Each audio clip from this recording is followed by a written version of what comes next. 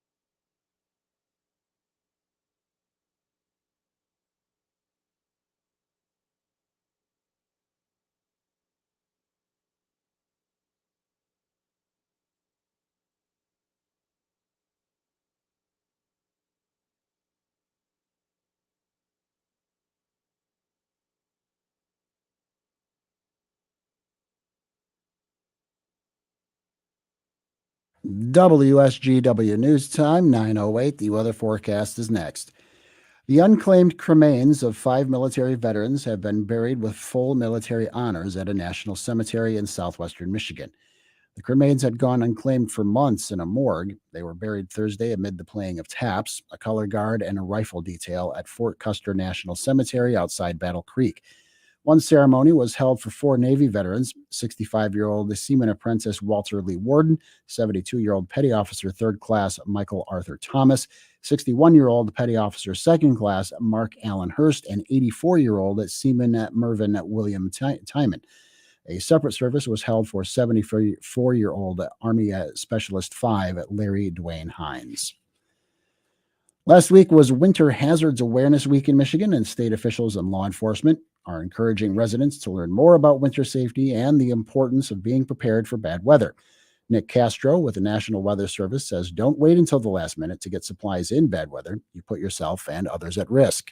When we get into really dangerous winter situations, a major snowstorm, significant glazed over roads, like a skating rink, those are times where the general rule of thumb is, if you can avoid driving in it, do so. If you can postpone it, if it's not essential travel.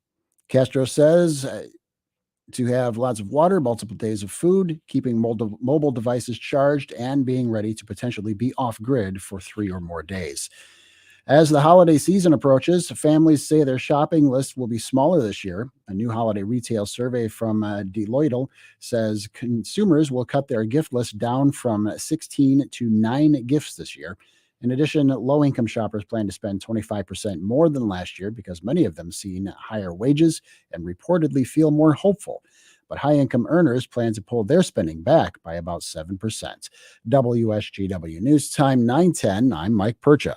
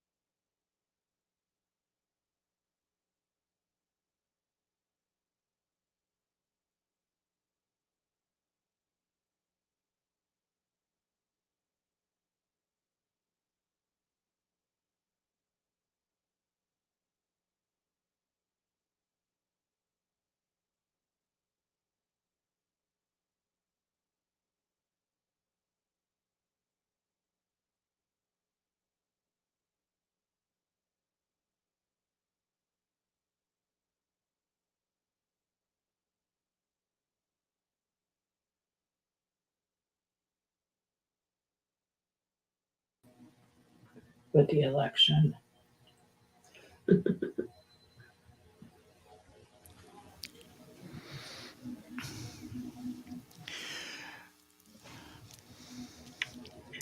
And a very pleasant good morning to you.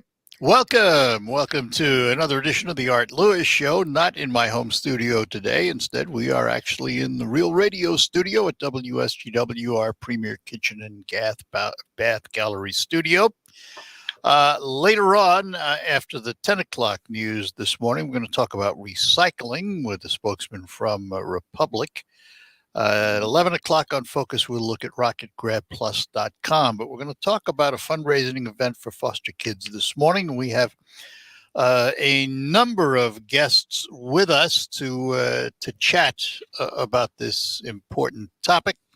First of all, we say good morning to the organizer of it, Kim Rowan. Kim, good morning to you. Good morning. Thanks for joining us. Also with Kim this morning is Mary Tewksbury. She has adoption options. Good morning. Good morning. And also with us this morning, Bob Ennis from the Ennis Center. Bob, good morning to you. Good morning to you. I want to see the Ennis. Are you in the Ennis Center or you're home this morning? I'm home this morning because I was afraid I'd be late for this, but I'll be in the Ennis Center right after. I love the ceiling. I love the ceiling. Thank you. Well, tell us. Let's start with a bit of an overview, Kim, of what this is all about this morning. Well, this is a fundraiser that I had an idea for because I used to be a foster parent from Saginaw County for 5 years, and having children in December. As we know, foster kids can come into the system at any time, and that includes holidays. But a lot of times it was hard to get a call that week of Christmas and you have a child come in. So my idea was to support the foster child, support the foster parents, and also support the birth parents or kinship parents or kinship placements. So the idea was to collect some things for Christmas, of course, but also to collect some things that would support the families when they took a child in, like diapers and just your mittens, hygiene products, that type of thing. So that's where it began. It started with one event and now we're up to 6. And Mary, your relationship to this? Well, Kim is doing this fundraiser on behalf of Adoption Options and the Ennis Center. So I work in the supervised parenting program for Adoption Option. And let us talk a little bit about the Ennis Center. How we got involved? We got involved because Kim chose us, and you thankfully put us on this show to help our children. And we've been around for 45 years, but we opened an office in Saginaw about 1.5 years ago. So what is the Ennis Center? The Ennis Center is a foster care agency that's in from Saginaw over to Monroe. We have 8 sites where we service adoption youth, foster care youth, mental health services, and other services related to be supportive to those kids and families. And we roughly have in care now 550 kids across all of our sites. And with Mary's help and your help and many others, we'll be able to give them hopefully clothes and stuff when they come into care, and a Christmas present for sure. And the necessities that our foster parents need, as Kim has elucidated to you. What's the state of foster care and adoption in Michigan today? Is it in a good place? Well, that's a tough question. I'll try to answer it first. It's no, because we don't have enough foster adoptive parents, and most people don't understand that most adoptions in the state that are done with kids come from foster care. 85% of our foster parents do our adoptions. The other thing, the kids are having some more severe, and the families as well, emotional types of problems, and therefore we have to wrap services around to treat the family and the kid and engage and educate the community of how important foster parents are. And people like Kim and Mary are folks just trying to do that, like we are doing our piece to try to help families and children. Adoption options, how is it this year and other years? We foster parents are in need. We do need to have more. We could have a Midland case that, the child in the family may live in Midland, but the children are placed 2, 3, 4 counties away because that's the closest place to place them. So it is a necessity. And we have an awesome foster care team here, an adoption team, and licensing team here at Adoption Option. We're a full service nonprofit child welfare agency. So we have a lot of services also that when the child comes into care, we want to help reunify that family. We have an AIH, an advanced in-home program, a post program. Those provide life skills to the parent. They provide adult ed parent ed if that's necessary. The program I manage is our supervised parenting program. So when the court says you can see your children, mom and dad, but it's got to be supervised, my staff goes in and supervises that time with the parents and the child, keep that bond. Even though they're separated, we still want that bond to be strong. And we all work towards reunification until that can't happen. If that can't happen, we have adoption workers that step in and find a forever home for these children. So, Kim, let's talk about the event and what you're trying to do and when you're trying to do it. Well, we have 6 events. And as Bob and Mary said, we're trying to collect things, but we're also trying to educate because there's people out there who maybe have mixed ideas about what it takes to be a foster home. So we're there to try to answer those things. They maybe thought they couldn't. I was a foster parent. I'm an adoptive parent. And that way we can educate because that's the most important thing. But we have Artist and Urban Bistros in Saginaw. We'll be there Wednesday and next Wednesday, the 16th and the 23rd. If you mention our fundraiser, they're going to give 10% back. Sierra Chevy, we're doing a fill-a-truck on November the 26th from 9 to 2. Santa arrives at 11. We've got some food trucks coming in, so bring some things that, first of all, let me tell you what we're collecting. We're collecting Christmas presents, and from 0 to 18, foster kids can be in the system. So we don't want to forget our teens because sometimes everyone wants to buy for that baby, but nobody wants to buy for a teen. They're hard to shop for. So we're looking for hygiene products, blankets that they can have and keep to maybe watch a movie, diapers, pull-ups, gift certificates for the teens for movies or McDonald's or Burger King, that type of thing. Then we move on to Bay Valley Resort, who decided to take this as a cause, as a lot of people in our community have. They're doing their own thing and using this as their service project. They're going to have something on the 26th at night to go hear a band. And then we have a big event at the Willow, which is in Bay City. I have 6 bands coming that are donating their time. And we're going to have 50-50, door prizes, various businesses in the community. I even have something from one of the people on The Real World and American Idol. They've sent me some stuff. And then we go over to Texas Roadhouse in Saginaw, who has a box there that they're collecting things. And on the 28th, if you get a coupon from us at one of our events, you can go back and they also will donate 10% off of your food order. So that's what we have, the 6. And then there's other places in the community that are doing their own acts. Saginaw Valley, some of their students are doing something. Is there a website or someplace people can get that list and get information? They can go to the Ennis Center. Ennis Center or Adoption Option, they're going to have it on their websites, the flyers and what we're collecting. So they can go and look at both of those sites. And they both have pages as well. All right, hold on. We'll come back to one more segment with our guests as we talk about foster care and the need for collecting items for the holidays with our special guests here on WSGW. We will be back with them in just a couple of moments. Let me talk to you for a minute about 401ks. You know they can be an important asset for many American retirements. You make contributions to your 401k every single paycheck for years and even decades. Its tax advantages and portability may enable workers to build sizable and important nest eggs, but its flexibility can also be costly to you if you aren't aware of potential mistakes. And Great Lakes Investment Advisors have a guide that will teach you how to avoid IRS early distribution penalty and full taxation on rollovers, the little-known weapon you can use, your most mistake-proof option, and more. You can request your guide today at 989-835-7203 or visit GreatLakesInvestmentAdvisors.com.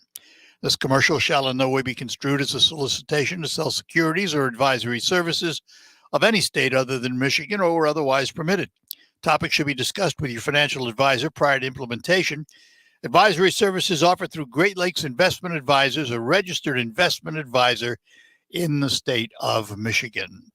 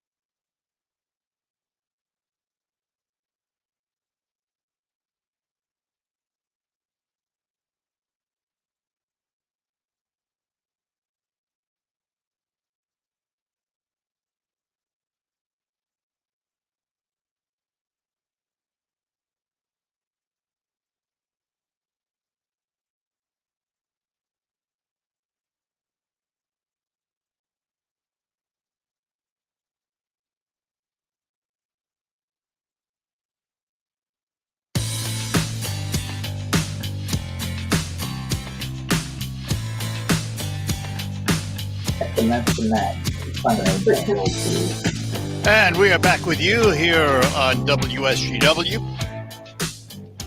talking about foster care and the need for goods at the holidays for the youngsters who are involved, and organizer of a collection event. Kim Rowan is with us this morning. Mary Tewksbury with Adoption Option is with us, and Bob Ennis from the Ennis Center. Let's take a look for a minute, if we can, Bob, at the laws in Michigan as it relates to foster care and adoption. Are we in a good place here in Michigan or not? That's a tough question. That puts me on the spot. Michigan ranks 40th in child welfare in terms of go home for kids.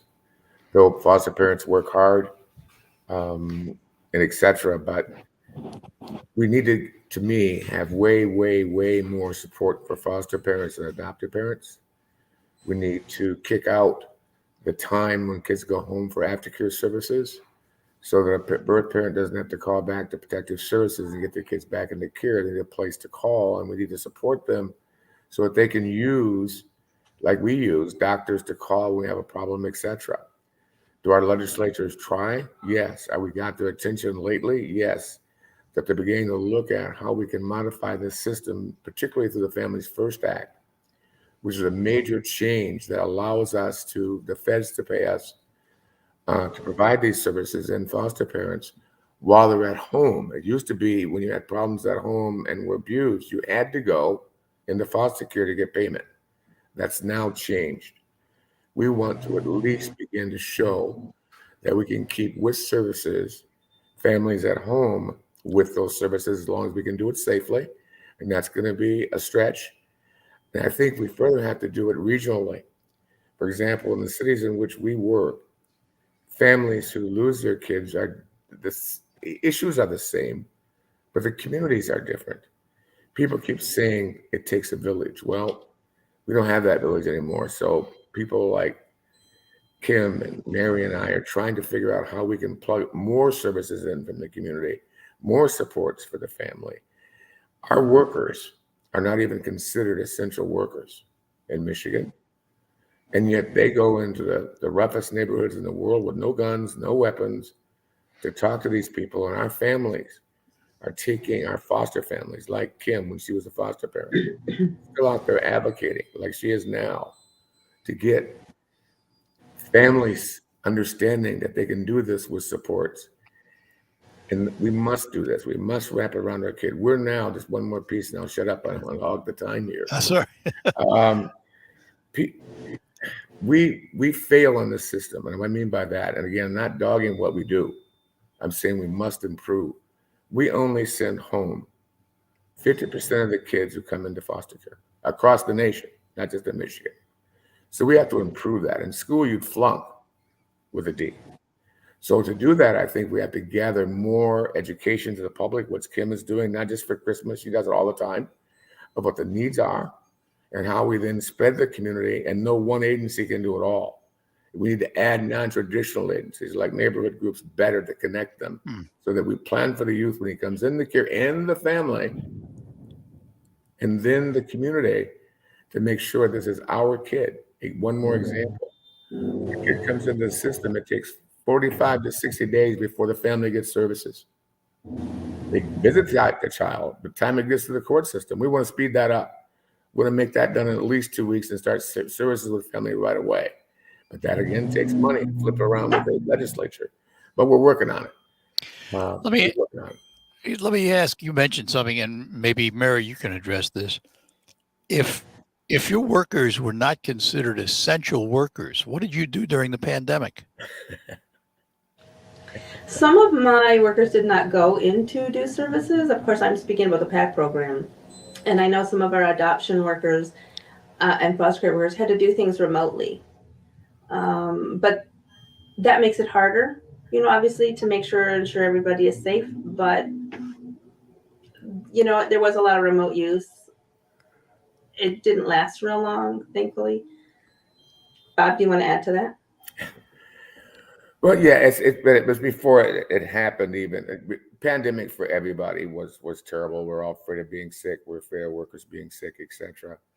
But I'm talking about when again you look at national averages here, the workers in foster care, on average, and I can give you the data on this. It's not Bob Ennis talking. I can show you the data from several universities. On average, we do a bit more than that. Probably Adoption Options does more than that. 9% of our workers' time is spent with families directly. It's spent on computers, giving information and logging materials and documenting and documenting and documenting, where we need the time to work with, support our foster families better. That's again why we need the community to understand they have services already out there that we can connect, like the schools. We work with the schools. But if the school saw this as our kid from the beginning, and we even blended funding on how to service that child, which I know is a heavy lift because everyone wants to keep their money in their own silo. But if we don't learn how to do that, I think we're going to continue to do a great job at the same time fail. So I'm old, so this is my last hurrah to try to change this system. I don't think you're as old as I am, but that's all right. I doubt it. I'm pretty old. I'm pretty old, but I'm still, this is the main job, to try to improve the system. And hear me, please. I'm not dogging anybody. We all work our rears off to try to make this happen. And our foster parents are what I call our bricks and mortar. Without them, we wouldn't be able to do anything. Right. So, Kim, let me talk about that for a minute. You as a foster parent, what was that like dealing with the system for you? Well, I was a foster parent for Saginaw County. So in my 5 years of being a foster parent, I had 45 kids come through my house. Whoa, 5 years, you had 45 kids? Yeah. Yeah. Wow. And see, that is because I'm the type of person, and there's other people like me, that we want to jump in, we're going to do whatever we can. And once you establish a relationship, you become somebody that they call all the time. But then you also can be burned out because they're calling, you're taking. I ended up being a group home, and I did kind of get burned out. And I adopted 3 children, so none of the children come with the check. So foster parents have to take care of that. That's why we want to support them initially when they first come in, because it can be a minute before you get those payments, and their needs are right when they walk in the door, not 45 days later. The workers at DHS are overworked. I've seen them as a foster parent, and I worked for a year for Adoption Option, so I've seen them in a different light. They're overworked. They have a lot of cases, as well as private agencies like Adoption Option and Ennis Center. These people do this because it's their calling. And their calling means, and as you know, when anyone does stuff that you help other people, that's the lowest paying jobs that you probably get, because you're out there, they're giving themselves, they're doing what they can, and then they get burned out as well. So, it's not easy. I'm not going to lie. For a foster parent to become a foster parent, it takes a lot to even get that license. But what you do when you have that child, it makes a difference. And even if you have that child for a month, as long as you do the best you can with that child in that month, you're making a difference in that life of that child. And I had a lot of babies, and they're probably not going to remember who I am ever. But I know that I got them back on track, got their medical back on track. I went to Detroit. I went to Grand Rapids. I went to all the major hospitals. I took my kids to. And I did what I needed to do. So once they left, that's all I could do. All right, hang on a second. I got to take a break. We'll come back and do another segment with our special guests as we talk about foster care and adoption and a big event, 6 of them coming up to collect goods for the holidays for these youngsters. We will do all of that. When we return, let me talk to you about Thalen Volkswagen in Bay City. This month, I'm driving a new Volkswagen Taos, something I didn't know about. I didn't know about this vehicle until they put it in my hands. It's an adventurous, smart, versatile, and always ready to go compact SUV.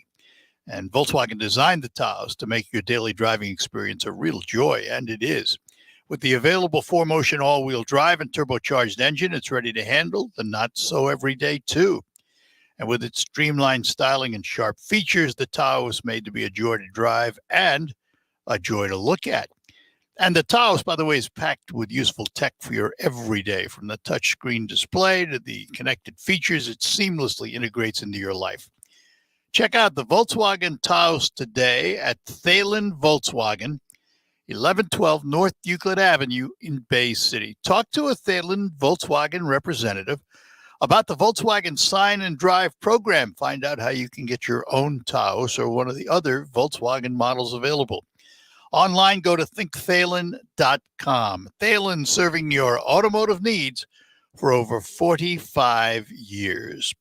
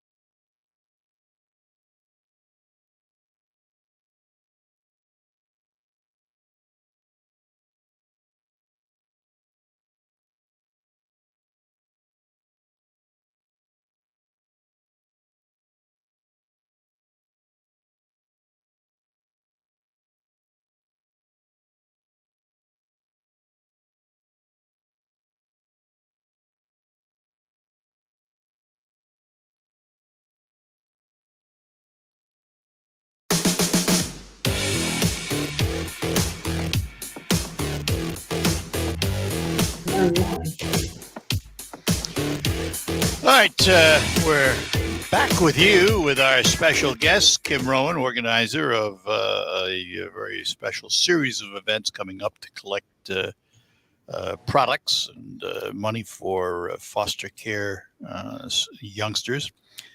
Mary Tewksbury from Adoption Option and Bob Ennis from the Ennis Center. Let me ask you, Bob, what got you involved in foster care? Well, that's a long story. There's a lot of foster care that she referred to as kinship, which can be a regular relative placement or friends that are kind of like kin.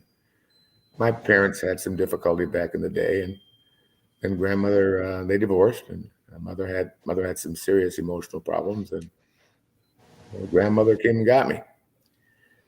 So I was raised with her children, and I said then. I loved my grandparents, and they loved me, and that was great. But I really wish I had my parents. So I just knew I was going to work with kids. I didn't know it was going to be foster care. And I tried to get away from it for several years, but I kept going back. So this will be the 45 years of Ennis Center this September. It's an interesting question. When your grandmother came and got you and brought you into her house, at the time, I mean, was that considered foster care, or did a lot of families just do that and take care of the relative and weren't in the system, so to speak? We weren't, no, I was not in the system. It was just families taking care of families. A lot of families still do. We got some 96-year-olds trying to take care of their kids, and we got some young grandparents and aunts and uncles taking care of their kids. And in fact, at our agency that I mentioned, 70% of our kids are with relatives or kinship homes and care. And that's a good thing, but it's a tough thing because often the family, the original birth family, kids love them, but sometimes they're not appropriate to have the kids, but that's families of theirs, so they have trouble dealing with that. And they're quite frankly our toughest foster parents, but it's the right thing to do. People want to be with their blood as long as it's safe. And typically, and you, Mary, Kim can answer this. When it's family, are there better outcomes? I couldn't tell you that from a foster care perspective because I don't work in the foster care part. I work in a different program. But from what I've seen in our PACT program, our supervised parenting program, there is better outcomes when they are with family. Right. Not to take anything away from Kim, because I'm sure, Kim, you gave it your heart and soul. Of course. Yeah. Well, just to mention, I had started some adoptions with other children, and one child particularly, I stopped the adoption because an aunt was interested in her. But a foster parent, when you have a child for a long time, you're almost considered family to that child. So when you want to adopt, you're looked at sometimes even higher than the family. But for her, I felt like in my heart that she needed to be with her family. And so I stopped the adoption, and she was adopted by her aunt. So as a foster parent, you also have to know what is the best thing for your home and the children that you have there already when you're thinking of adopting. And I also should mention that November is adoption month, so we don't want to forget about that. But also what's best for the child and what's going to be best for the bigger picture, and not be selfish that you want to keep this child, but do you know that in your heart the child belongs in another place. And so she was ended up adopted by her aunt. And I think that was what was the right thing to do. And correct me if I'm wrong, but the courts tend to favor the biological parents when possible. Not always possible, but when possible. Is that true? Yes, I think it is true. They try their best to keep families together sometimes almost too much. But because sometimes it's not the best interest, as Kim is saying, for the child to be with their family. Sometimes it's best for them to be away from their families. Someone said to me a long time ago, you don't get a chance to choose your family. They are your family. And sometimes you might even not choose them, but hopefully you can choose them. And I think another piece that's so important is that we sell families short, particularly fathers. The data shows 2% of fathers are involved in our system with their kids. I do not believe that the fathers are that bad. I believe we have to do a way better job. But again, time for our workers to work with that father. And the fathers are scared they're going to go to jail or have to pay or whatever the deal is. But that doesn't necessarily make them bad fathers. They got to fix it. But spending the time to get them to fix it, our workers don't have the time. And I think that's another effort we're working towards trying to fix in our new system we call community-based care, of trying to figure out how we tap into those fathers. You might want to one day talk to some prosecutors, GALs, we call them, who represent fathers in some counties. And they'll tell you, man, getting a father to get involved is so difficult. Which, I think it's probably very difficult for you and me as fathers to put ourselves in that position of how you would not want to be involved in your youngster's life. You bet. But I'm telling you, the number, that's what I'm saying. I can't believe in my heart of hearts that all fathers, or 98% of fathers, are just no good. And if you ever go to court and you sit there and see a mother on the other side having 4 kids, and there's older ones she can't handle, And she says, take the older ones, Your Honor. I'll try to work with the younger ones. You don't want to see that. I mean, that's a job we've not done without exploiting children and families and keeping their issues confidential. You have to let the public know. There are some serious issues going on in our communities now, in all communities, that we have to address because those kids are going to be parents. In fact, Yeah. I think that's kind of what we do. We raise kids to be parents, don't we?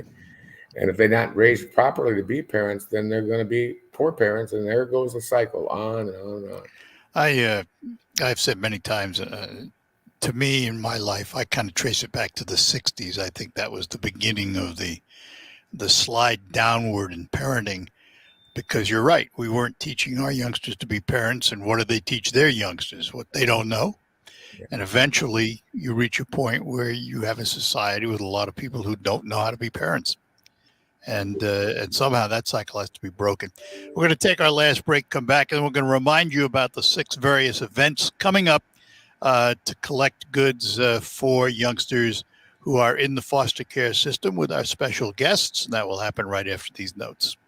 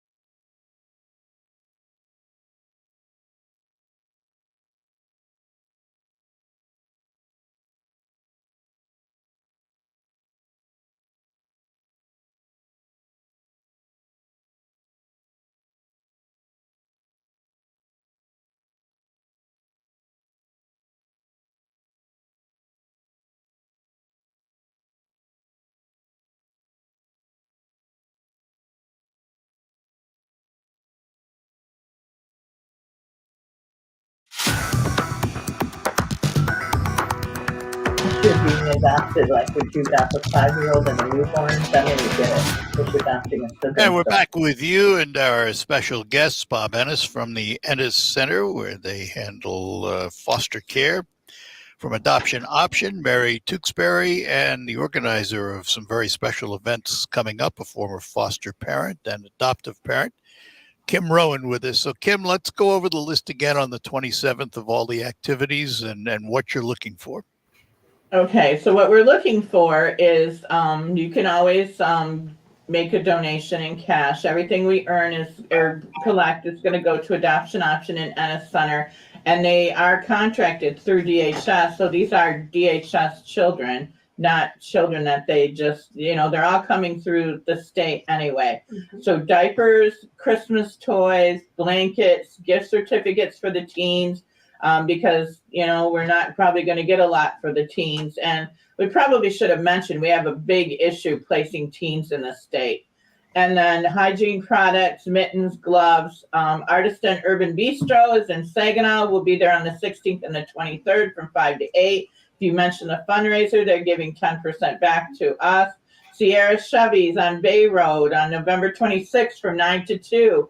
Fill a truck. So bring some of the stuff. We're going to put it in a truck and fill it. Santa arrives at 11. He'll be there till 1. We have food trucks. Bay Valley Resort. They're doing an activity at night with a band. They're collecting. The Willow in Bay City is one of our big ones. We have the Sandlingers, Rebel Line, Coleman Road, Ron Short and Marissa, who does Elvis, Counting the Change, and Second Chance Band, all donating their time for this. We're going to do 50-50. We have door prizes. We'll be educating at that. And they also, the Willow is giving 10% back while this event is going on. And Texas Roadhouse is collecting things through the month of November in Saginaw.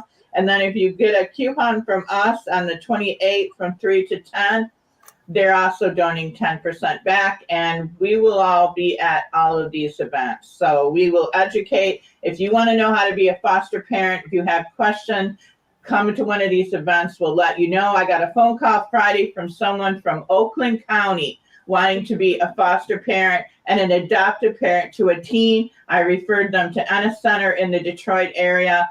This is what we're doing. This is what matters right now. We need foster parents, and we need to get these children places to go, especially teens. We have a big issue with teen placement in the state. Bob, you got a website for Ennis Center? Yes, sir. EnnisCenterForChildren.org. EnnisCenterForChildren.org, ENNIS. Correct. EnnisCenterForChildren.org. Mary, how about the adoption option? It's adoptionoptioninc.org. We also have a Facebook page. And I assume that you're as busy as ever these days, all of you. Well, I want to thank you for your time this morning. It's an important topic. We'll have to do it again down the road. Bob, a pleasure, sir. Pleasure meeting you. Thank you. Mary, thank you very much. Thank you, Art. Have a good day. And Kim, on behalf of foster parents and foster youngsters everywhere, thank you for your involvement. Oh, thank you for having us. You're welcome. Have a great day, all of you. All right. Bye-bye now. Bye-bye. So there you have it. The foster system, while not broken, could use some repairs, to say the least. But the major events coming up to collect goods and cash for foster care, for Adoption Option and the Ennis Center. We thank our guests today for being with us. We will take time out, come out and close this hour. We're going to start next hour talking about recycling, and then we will have open phones, I promise, coming up on the Art Lewis Show.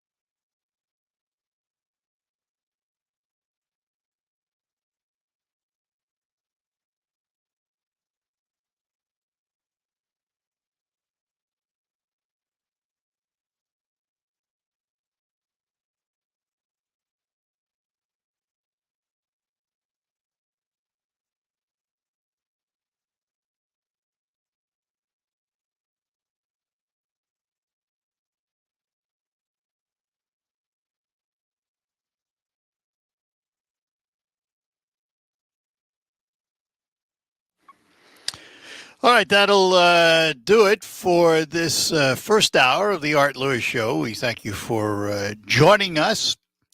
We'll have news coming up from CBS. That'll be the National and International Report. Michael Purchase in the WSGW newsroom to fill your day with information about the Great Lakes Bay region and the state of Michigan. And then we will be back to talk to Jeremy Walters. He's a sustainability ambassador for Republic Services. We're going to talk about recycling for a few minutes up front next hour. And then we will have open phones for the remainder of that hour. It all comes up next here on WSGW.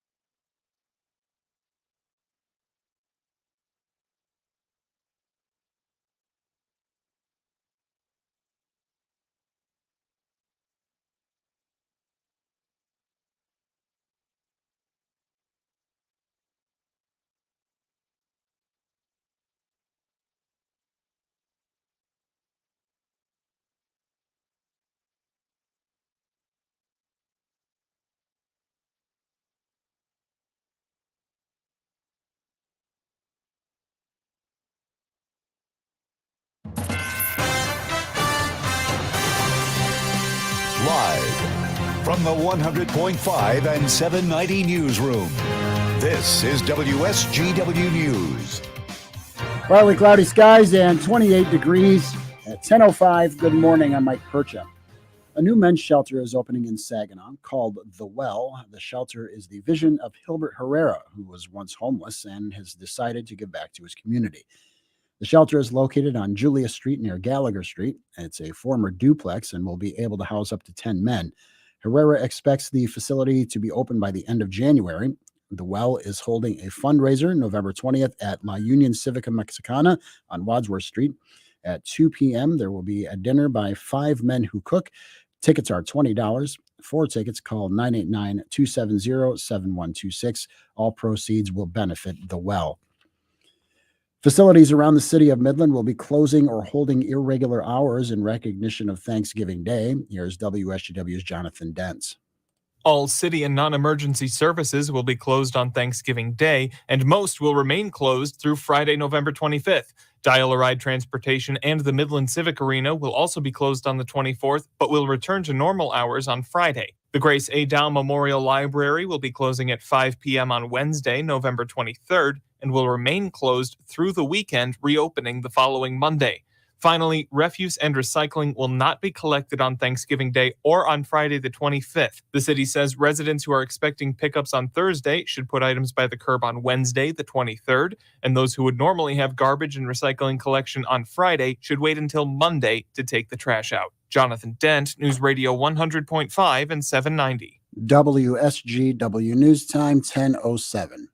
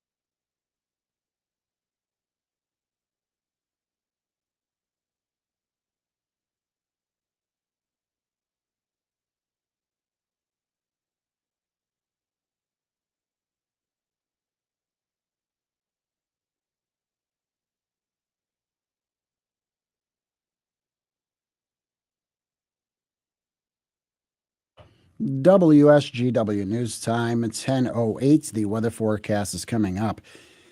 Amid a growing epidemic of school threats, a Flint area school district has banned cell phones and other communication devices from the junior high and high school after students received airdrop threats multiple times. MLive reports the ban will take effect today at Atherton School District. That includes cell phones, smartphones, and smartwatches.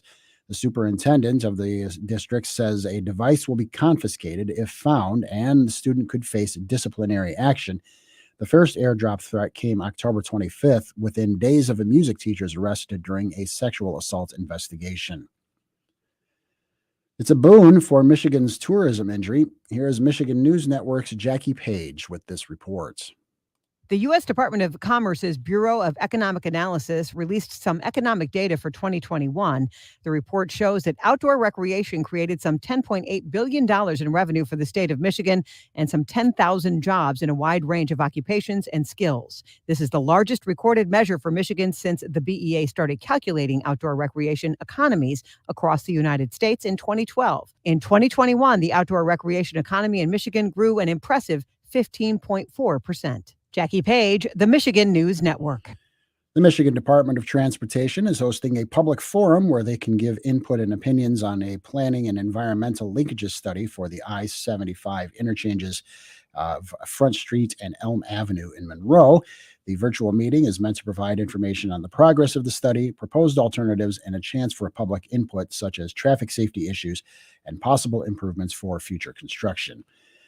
And gas prices across Michigan are on the decline to start the new work week. According to AAA, the average price for a gallon of regular gas is $4.04, down 19 cents from this time a week ago.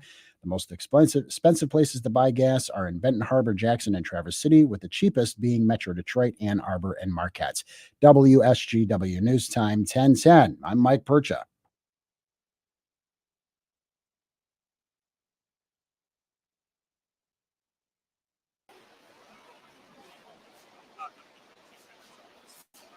Okay. Hey, Art, how are you?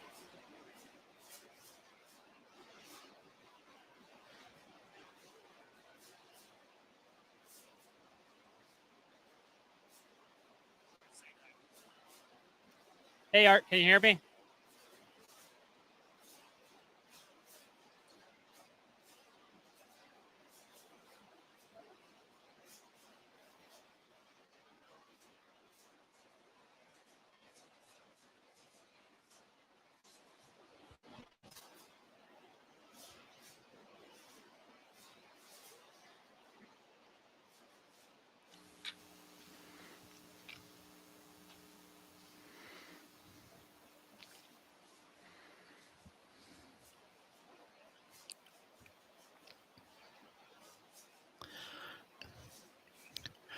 And a good morning and welcome back to hour number 2 of the Art Lewis Show here on WSGW. Open phones later on, but we're going to start the hour talking about recycling. And we have a very special guest from Republic Services, where he is the Sustainability Ambassador. We say good morning to Jeremy Walters. Jeremy, good morning. Good morning, Art. How are you? I'm fine. Where are you? You look like you're standing outside. I am in the Southern Nevada Recycling Center. It is the largest residential recycling center, and it is out here in Las Vegas, Nevada. Is that right? Well, let's talk about recycling from the standpoint of how we're doing as a country with recycling. It seems to me it's had its ebbs and flows. Yeah, you're absolutely right. Recycling has definitely had some interesting cycles over the last few years. I would say that generally people are pretty good at recycling, but there's still some work to be done. So when we talk about recycling, what kinds of materials are we talking about? That's always been a bugaboo with people. Do I recycle it? Can I? Can't I? Yeah, so when it comes to curbside recycling, keyword being curbside, we're looking for plastic bottles and jugs, aluminum and metal food and beverage containers, paper, cardboard, and then depending on where you live, glass bottles and jars, and that's it. Now, let me ask about that, because I can remember, wasn't too many years ago, the markets for those recyclables went to heck in a handbag. I mean, you could collect them all you want, and they were going to end up in the dump because you had no place to send them. Has that changed? Yeah, it has. Recycling has definitely endured some challenges over the last handful of years. But generally speaking, markets are pretty good. We've seen a little bit of a downturn in some materials like paper recently, but plastics specifically, the demand has never been better for recycled plastics. And as a company, Republic Services keeps all of our plastics here in North America. So what happens to them? Let's say we put out a tub of plastics and Republic picks it up. Where does it go and what happens to it? So from the curb, it comes to a facility much like this, maybe not as grandiose as the Vegas one, but we take it here and we're separating it. We're separating it from your paper, your cardboard, your metal, and your glass. We bale it into a big bundle, and then we send it to somebody who's going to reprocess it into new materials. And in most instances, plastic bottles aren't always becoming bottles again. They do sometimes become that, but they can become synthetic fibers. They can be used in shoes, toys, cell phone cases, you name it. Plastic has a ton of uses. But what we're trying to do as a company, and actually what we're going to be doing again here in Vegas next year, is we're going to be opening up what's called the Polymer Center. And the Polymer Center is going to be taking plastics from here, and we're going to be washing it and cleaning it so it can be food grade material, and a plastic water bottle can then become a plastic water bottle again. Oh, really? That's unusual, because I didn't think those plastic bottles, you could sanitize them. You can. You do it. It's in very simplistic sense. It's called a hot wash process. So you're going to take a PET bottle, much like this. You're going to grind it up. You're going to separate the cap, which is a different polymer. And then you're going to take this PET flake, hot wash it, and then that flake can then be sold to somebody who makes new bottles, and it can become a Coke bottle, a Pepsi bottle. Sprite is changing to clear from green, so a whole bunch of new uses. So the secret, though, is that you're grinding it up and then you're cleaning it and you're sending the raw product off to be recycled into a new bottle. Exactly. And in terms of domestic, you mentioned that Republic Services is keeping all plastic in North America. Do we have enough manufacturers now in this country that are manufacturing bottles and polymers, clothing, and what have you? Well, there's a lot of people that are wanting plastic, but there aren't necessarily the infrastructure investments being made to create that bottle-to-bottle circularity. And that's why we're investing in the technology to meet that demand. You know, brands are demanding more and more recycled content. They're setting ambitious targets to have recycled content in their packaging. Some states are actually adopting minimum content standards, requiring these manufacturers to have that recycled content in their packaging. So currently, there's not enough supply to meet that demand, but we're going to be helping fill that niche. In order to fill that niche, you have to have public cooperation, because Absolutely. invariably that's where the product comes from. How is that today? Well, there's still work to be done there. And, only about 30% of plastic bottles and jugs are being recycled. And that's not because of a lack of processes like this. It's because people aren't putting those things in the bin to begin with. And it's so important to remember that if you have recyclables, they go in your recycling bin. Once something goes in the trash, it's destined for the landfill. There is no way that we can sort through trash to try to recover good recyclables. They have to go in your recycling bin.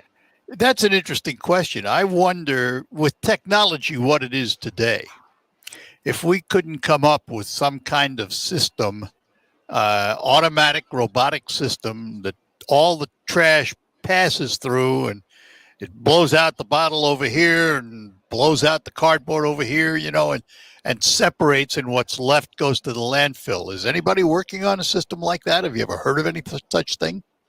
Well, that's actually very much so how the process works here. We have different optical sorters, cameras, and high pressure air injectors that are blowing things in different directions. But you have to think about the composition of trash in the first place. It's very soiled material, right? You've got potentially human waste, pet waste, food waste, green waste. All these things make it very difficult to try to salvage good recyclables. In a system like that, you would lose all of your paper and cardboard. Once that stuff gets soiled, it's now trash. So then you're left with the containers, the metal, the plastic, or the glass, which then they're very soiled to begin with. And it makes further processing very challenging when those things are soiled with all sorts of organic materials. Are we able to recycle more and more plastics? By that, I mean, you used to have to look for the little logo that allowed you to recycle, and some things weren't recyclable. Have we changed on that? Generally, we've stayed about the same. And, that's where we have some of the problems, is that people believe that just because something's plastic, it goes in the recycling bin. And that's not always the case. So what we're looking for are the hard plastics. Again, this bottle, right? Hard plastic bottles, jugs, and tubs. Specifically number 1, number 2, and in some instances number 5. But when it comes to the problematic plastics, flexible plastics like your grocery bags, these are one of the most challenging things that we deal with because they wrap and tangle around the equipment and cause contamination down the line.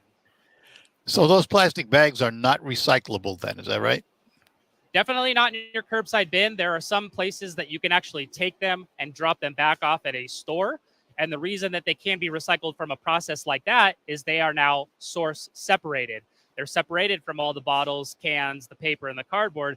They can take that bundle of plastic and then reprocess it. But when you have to pass it through a very large system like this, it just doesn't work. Well, is there a website public can go to find out more information about recycling? Yep. If you want to learn more about recycling, you can check out republicservices.com/America Recycles Day. Well, Jeremy, thanks a lot. Looks like your weather is better in Las Vegas than it is here, but that's okay.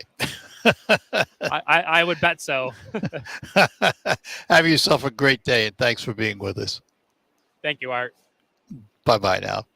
Bye. Jeremy Walters, he is the Sustainability Ambassador for Republic Services, talking about recycling. We thank him for being with us today.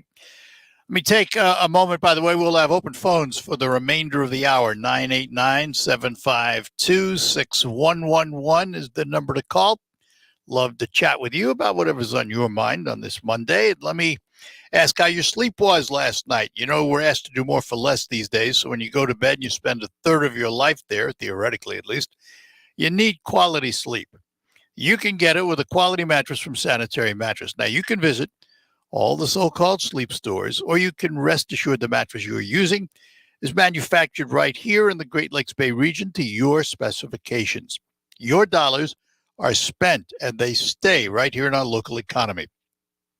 Your time in bed may be cut short by today's demanding world, but don't be fooled. You can still get a quality good night's sleep on a Sanitary Mattress. And they feature a 1-hour window delivery of your mattress to your home. If you have an RV or a boat, Sanitary Mattress will custom make a mattress for you, something the box stores can't do. Visit the Sanitary Mattress Factory and Showroom, serving this area since 1935. Set your GPS to 5343 Janes Road in Saginaw, just east of the Harry Brown Airport. Visit them on the web at sanitarymattress.com or call 989-753-1757.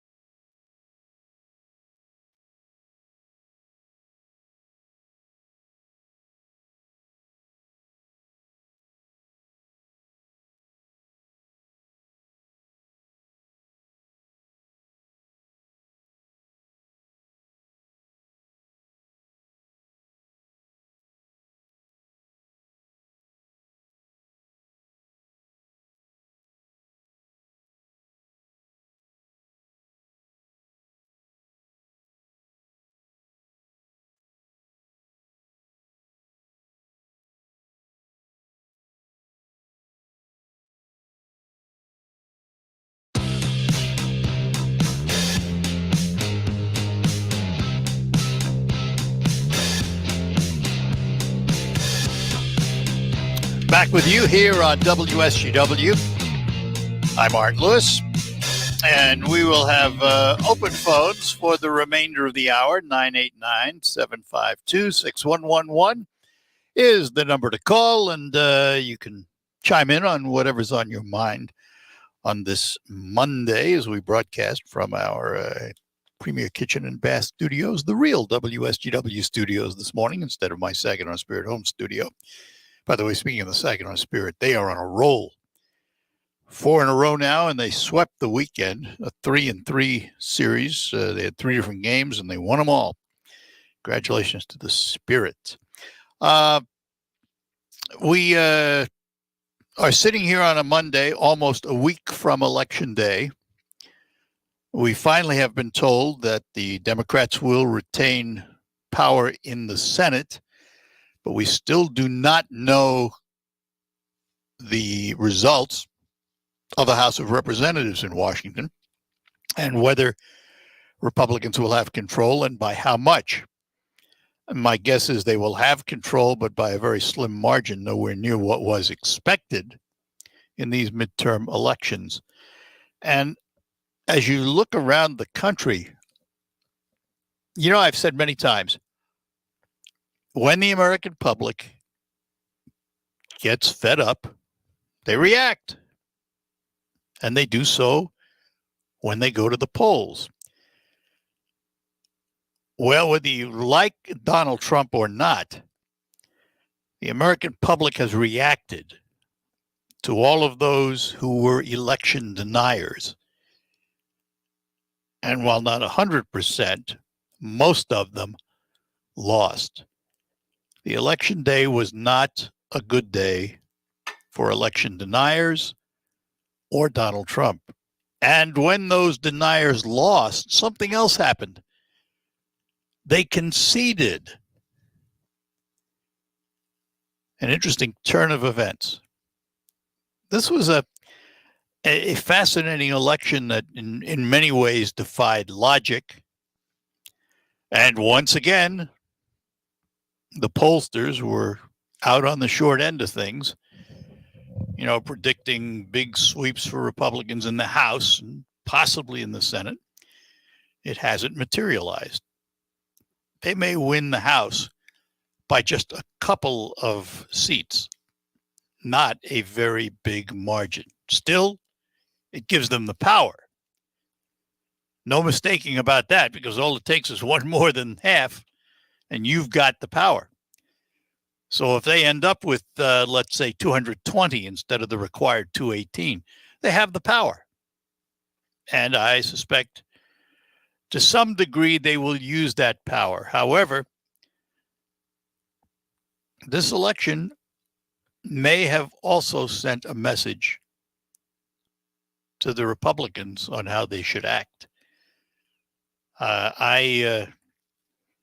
I will be interested to see, assuming the Republicans take control of the House, which is logical, it more than likely will happen, but not by much,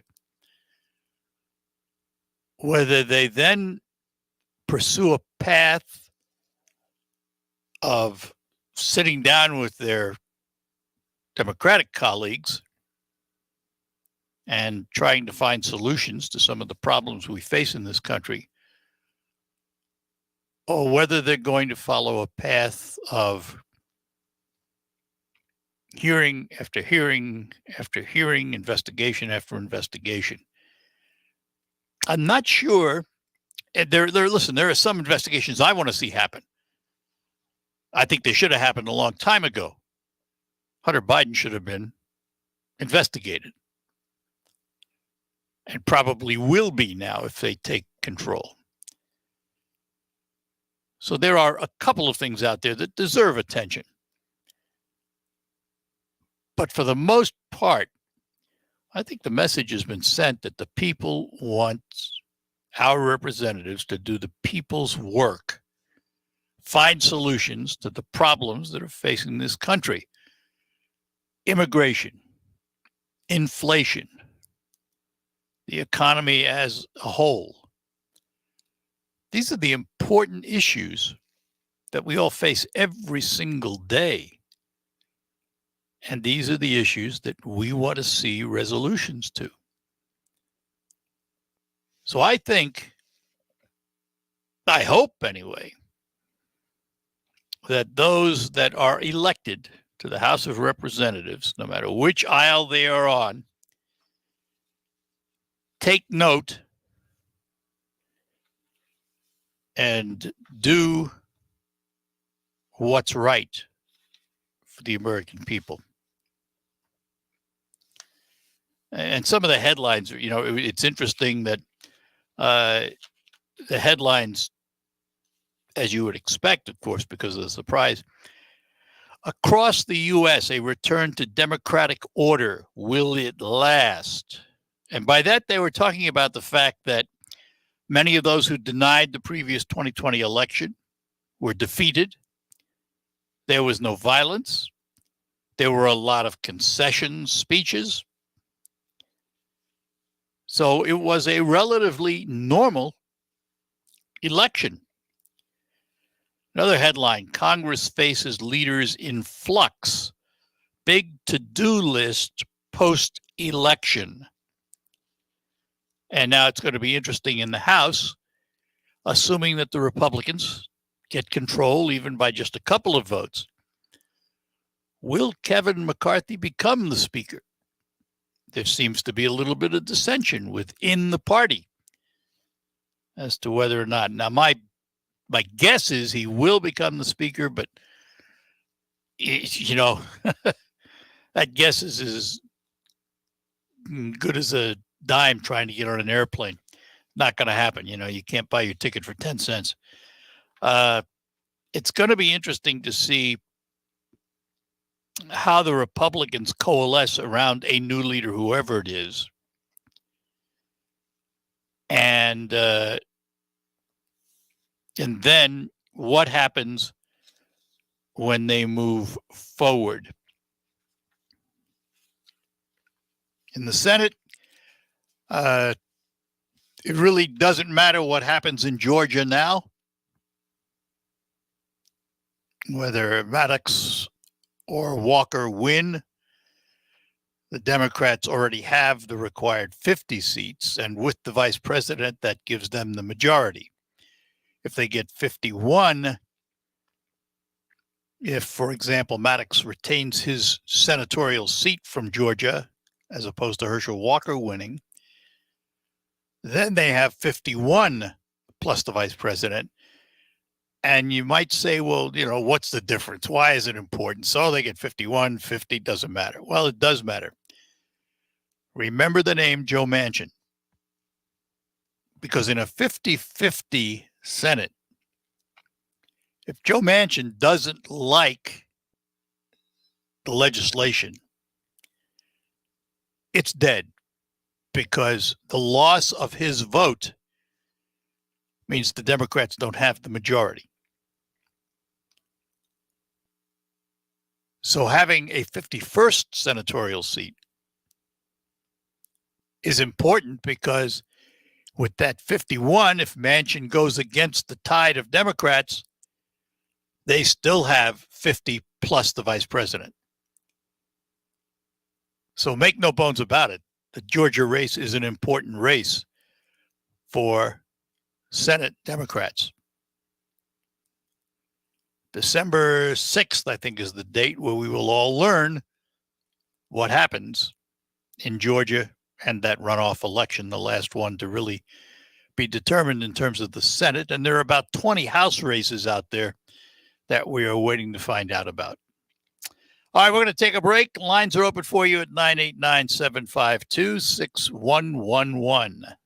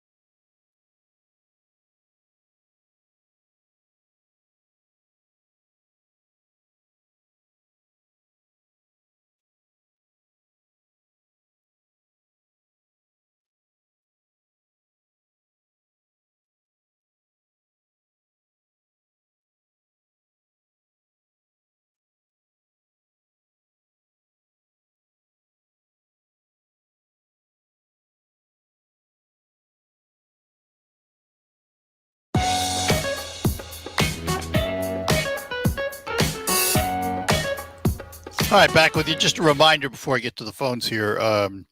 Food for Families campaign will culminate with an Eddie Band concert, and it's going to be at the Thompson Middle School this year, 7 o'clock.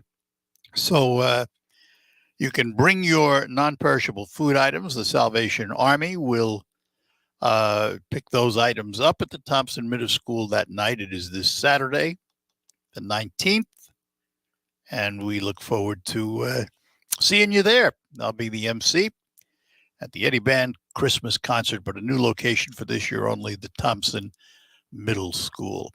All right, to our phones, and let's talk to Errol this morning. Good morning, Errol. Good morning, sir. You miss your buddy, Ernie? Yeah. Yeah, by the way. Okay. Now, this I've been thinking about this the last couple of days, and don't you make a comment. The Republicans have one job to do between now and the nomination in 2 years. They have got to get Trump out of the whole system because he thinks he's an emperor. They have one job to do, keep him from getting the nominations, period.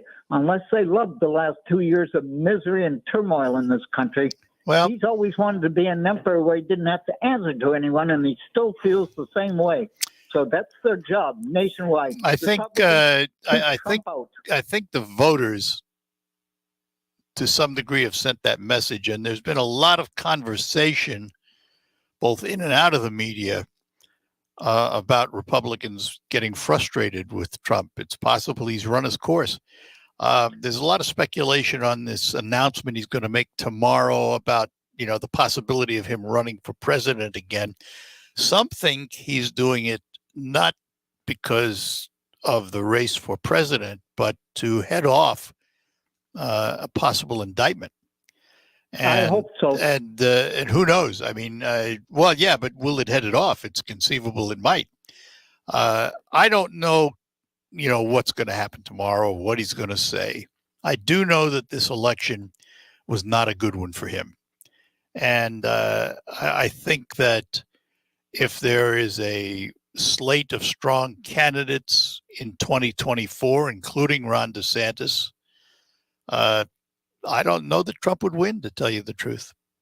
Well, I got to believe the Republicans have had enough misery since Trump's been in his office. Maybe these kids finally talked them into saying, well, your announcement ought to be, I'm not going to run, period. But I do like, who did you mention, Manson? DeSantis. Ron DeSantis, Florida governor. I like the governor. Yeah. Oh, yes. Him and the one that he'll shut everything down. The one you mentioned earlier. I do like him too, although he's a little fuzzy on some of his thinking. But I'm like everyone else in the country.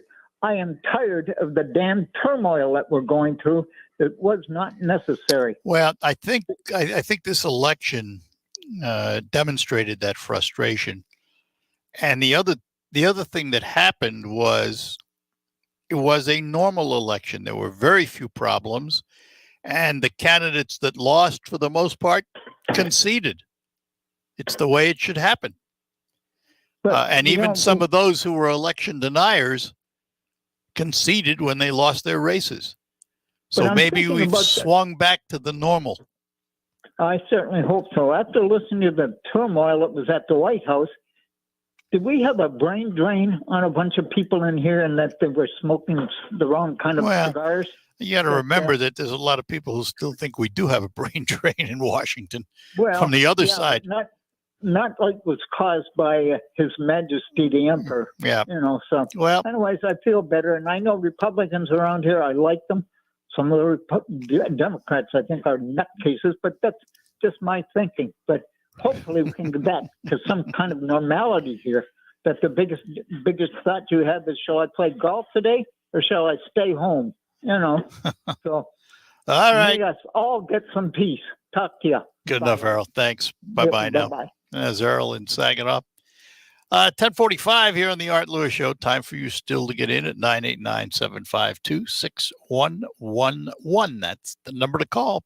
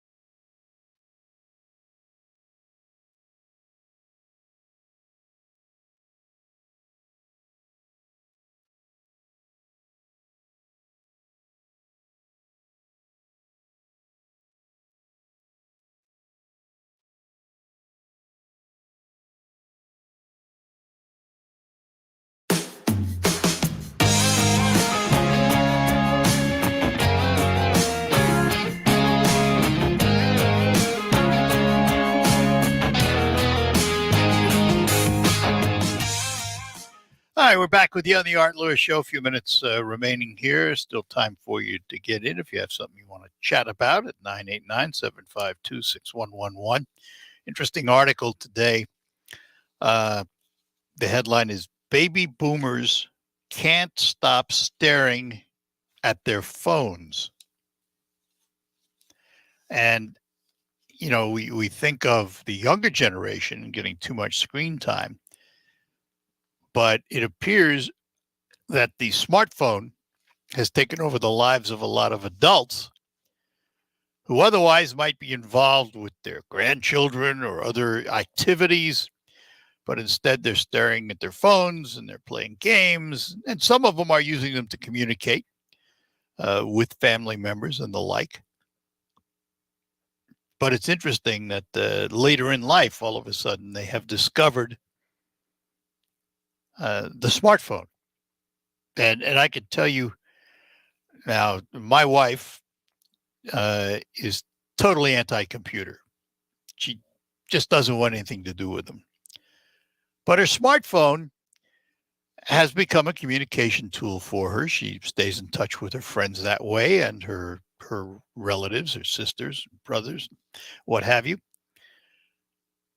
But in conversation with her, she will tell me something to which I will say, where did you find out about that?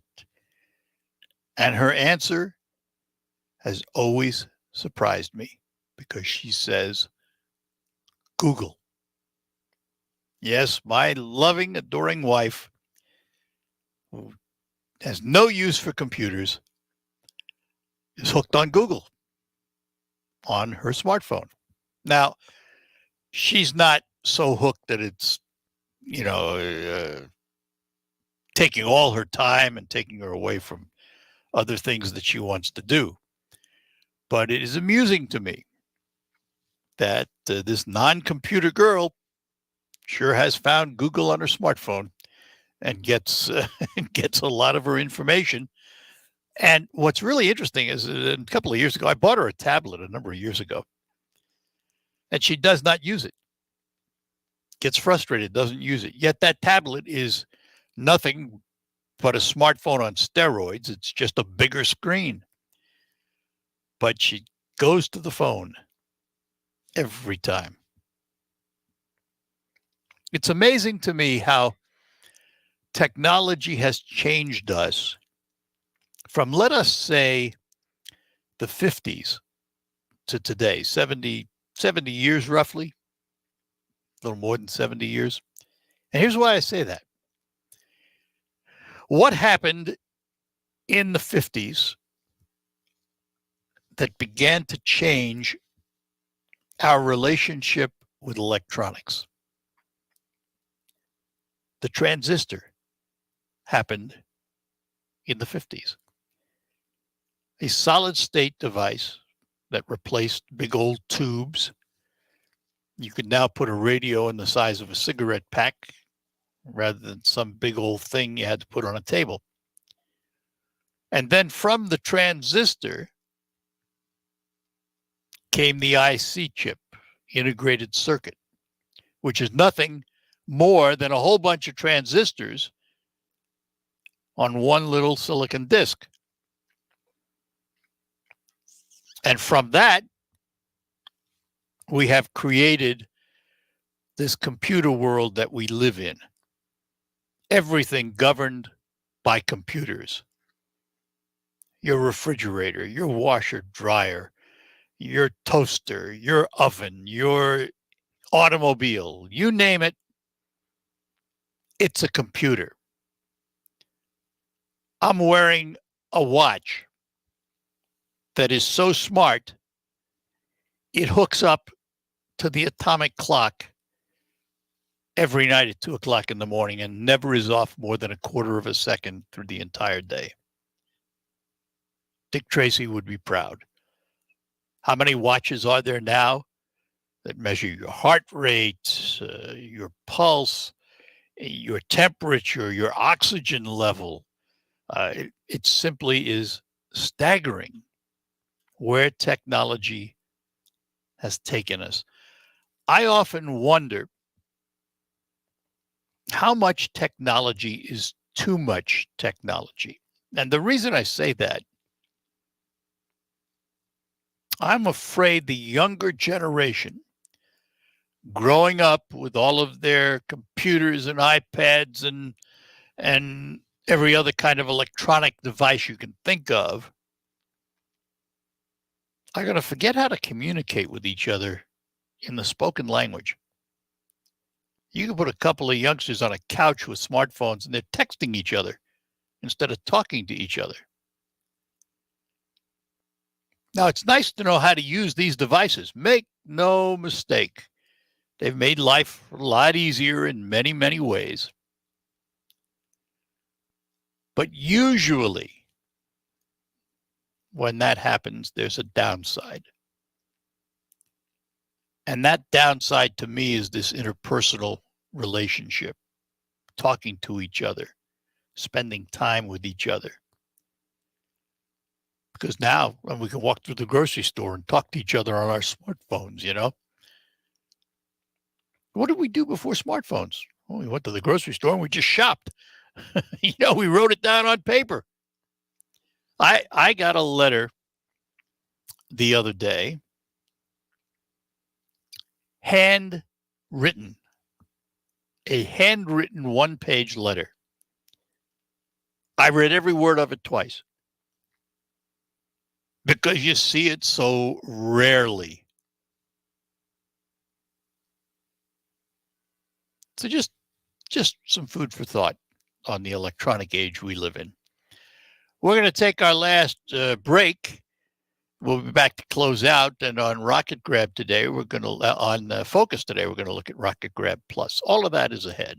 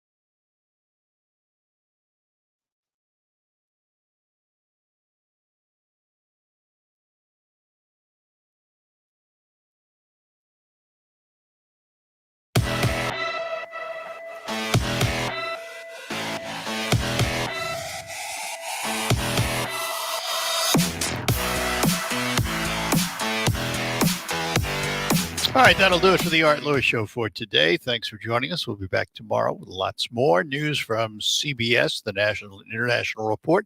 Michael Percha in the WSGW newsroom will bring you up to date on the region and the state. And then we will be back with Focus, and we'll focus on Rocket Grab Plus.